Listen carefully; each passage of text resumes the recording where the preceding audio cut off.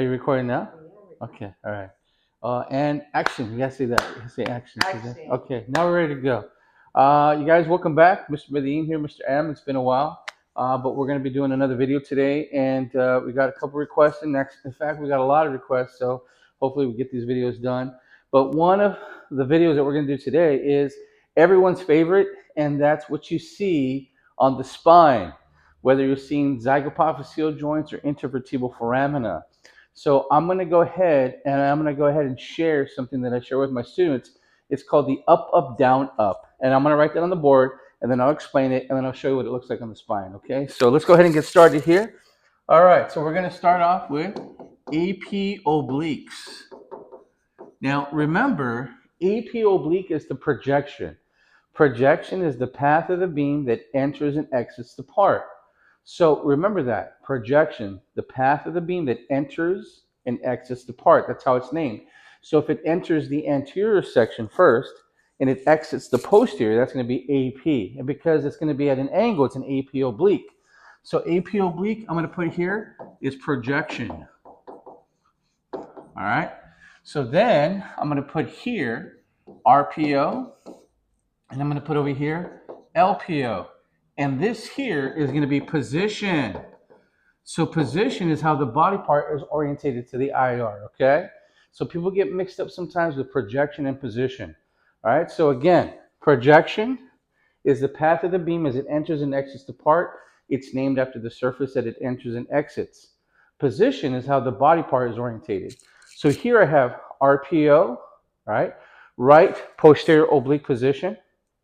Here I have left posterior oblique position, okay? So I'm going to draw a line, and I can see that I'm drawing lines here with my body. All right. So now I'm going to put C-spine right here.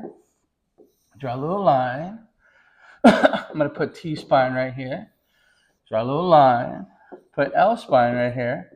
Draw a little line. And then I'm going to put SI joints right here. All right. So if you do an RPO, a right posterior oblique C-spine, then you're going to see the left intervertebral joint spaces. So that's going to be the side that's up, that's elevated, away from the IR.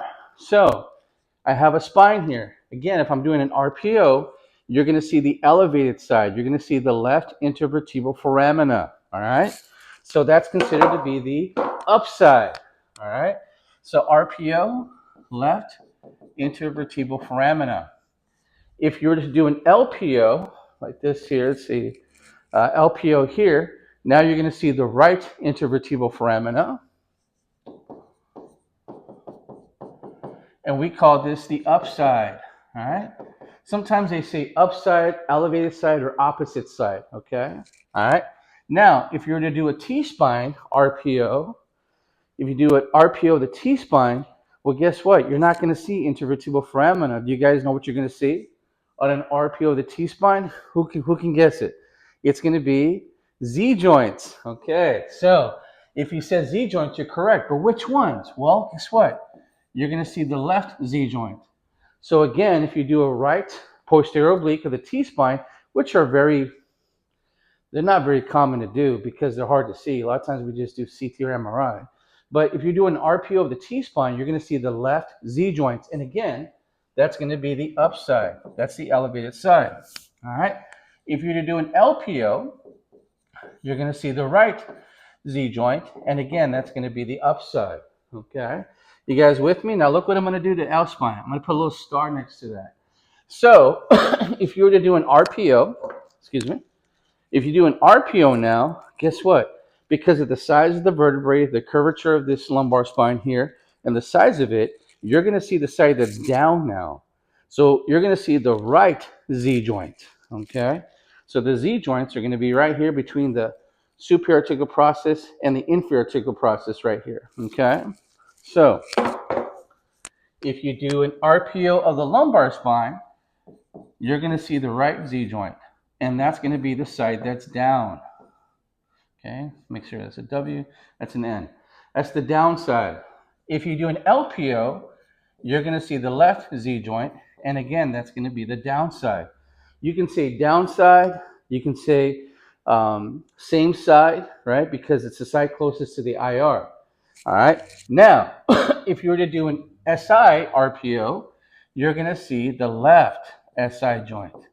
And again, you're going to see the side that's up or elevated.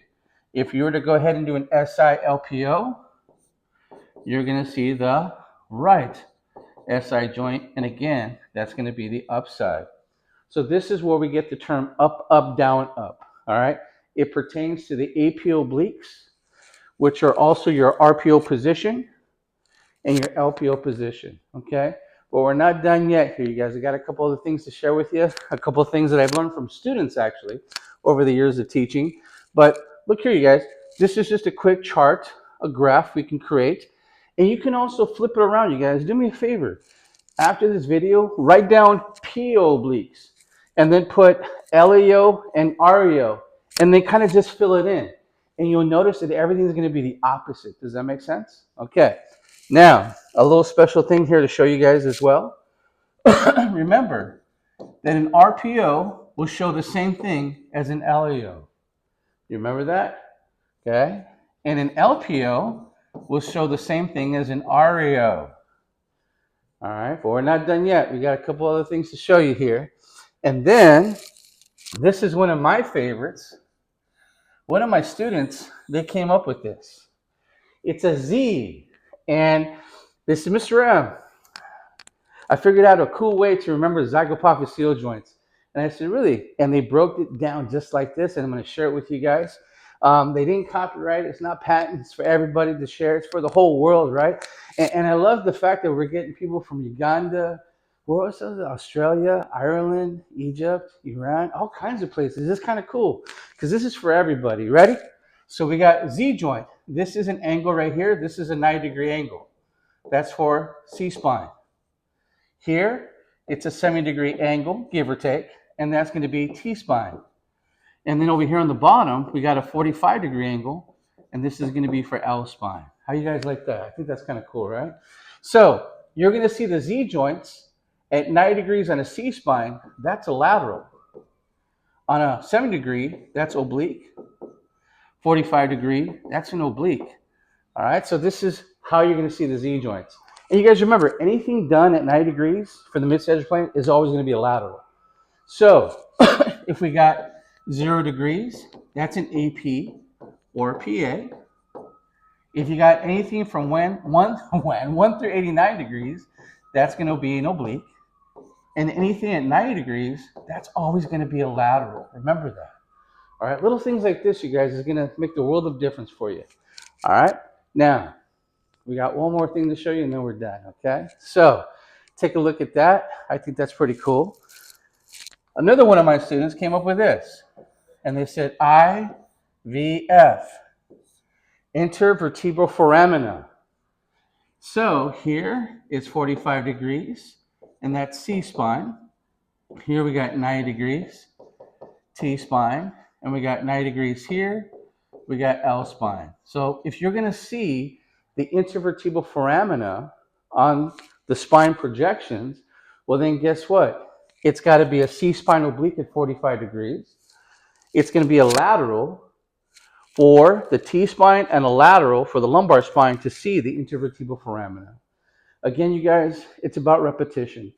I can show you these little things here. You can watch them over and over again. But do me a favor, write them out. I tell my students it takes at least, how many times? 10 times of repetition to be recording the subconscious, right? And sometimes it's more, you guys. I've had to do things over and over and over again just to remember it. So again, write them out, you guys, 10 times, and I'm guaranteeing you guys, you'll remember it. Again, this is stuff that people don't like because they don't understand it. Once you understand it and it makes more sense, you start to enjoy it more. All right, you guys, thank you for this time. Hello everyone, you guys. Thank you very much for watching the videos. I'm hoping that they're helping you out. Please make sure that you subscribe and that you hit the notification bell to be notified about new videos.